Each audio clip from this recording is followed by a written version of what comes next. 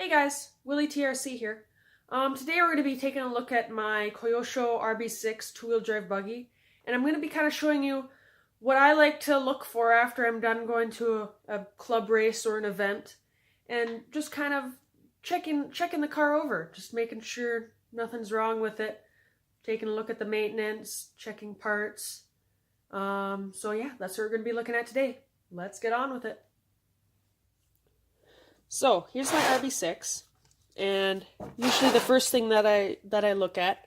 Now I've actually taken this and I've wiped it down a little bit with some cleaner, just blown the dust out. I've taken off the gear cover, battery, wing, tires, body, etc.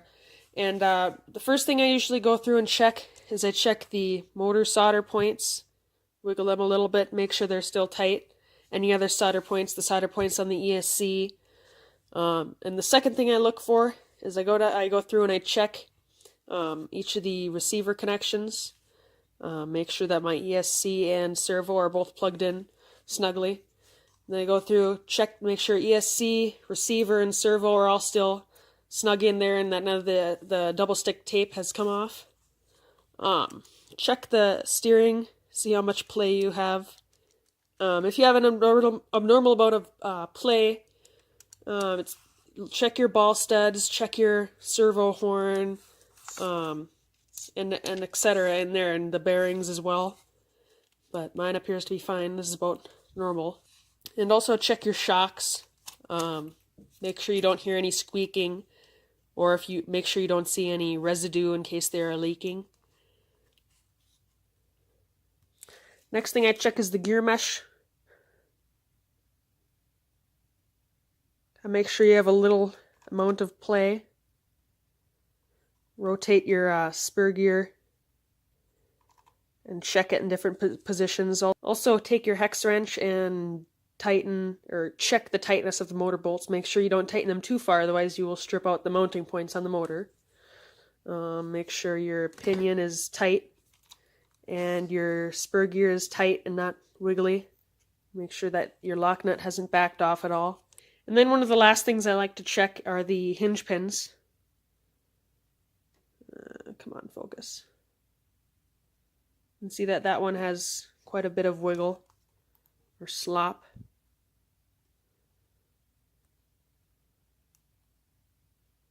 Which means I'm probably going to have to replace the hinge pins on my rear hubs soon. Kind of check your wheel bearings. It's kind of hard for me to check them right now on camera. But check your wheel bearings, make sure you don't have any slop. Go through, just do a general checkup of your ball studs. Make sure none of them are loose or sloppy.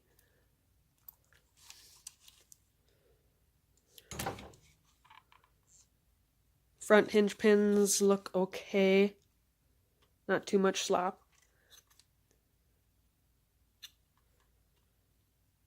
Wheel bearings look okay. Looks good on the front. Then feel your differential, and the tightness of this is user preference, and it's varied depending on what track you're on or what type of track you're on. Just make sure it's where you want it. If you haven't checked your gearbox recently, I would recommend taking out your gearbox, making sure that it's oiled or greased. And yeah, I think that's pretty much it. Went through the electronics, shocks, gear set, gearbox, differential hinge pins, ball studs. I think that's pretty much it. In the future, I'll probably be doing a separate video on going through and cleaning your car. But this is the Degreaser cleaner that I use. It's made by ProTech. It's called True Clean. It's the Degreaser. They have multiple different types. They have ones for washing, ones for protection, and just then the Degreaser. But I like the Degreaser because I have my own ways of protecting the plastic. So I just want to get all that dirt and grime and grease off of there before I go through and shine everything. And this is a secret I found out from a YouTuber named Ryan Harris. I'll leave a link to him in the description. He really inspired me to create my YouTube channel and to race RC.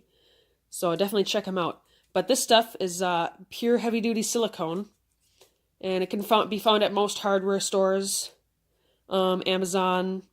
Sometimes it's hard to find, but what you do is you spray it on a rag and take all your plastic parts and you wipe them down, and when you after you use the degreaser, it kind of leaves like an ashy color on your plastics. So then you take the silicone and you wipe everything down, and it just really shines it, and it refinishes the plastic. And this is just an extra little thing I always like to do. Go through, check your remote, check the voltage on the batteries. Sometimes it'll display the voltage of the battery on the screen, just like mine does. Sometimes not, so you'll have to go through with a battery checker, or if you've just replaced them, then don't worry about it. But it's always annoying when you're in the middle of a race and all of a sudden your transmitter dies. It's happened to me a couple of times, and I really do all I can to prevent it. So now I've got my car on and my transmitter on, and we're just going to go through, make sure we don't hear any rattling in the steering. Sounds good. And then just kind of go through the throttle.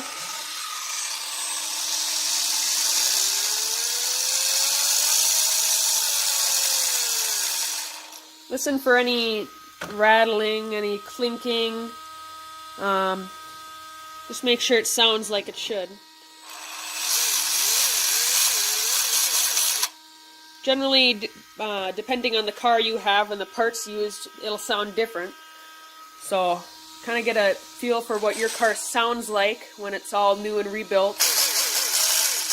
And then make sure that after every race, your car sounds exactly like that. So yeah, I think that pretty much about sums it up.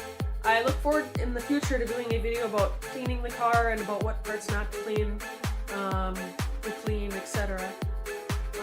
So yeah, I think that's about it. We'll see you guys in the racing season. Thanks for watching. Man, it's cold out here. Can't wait till it all melts so I can go to my outdoor track.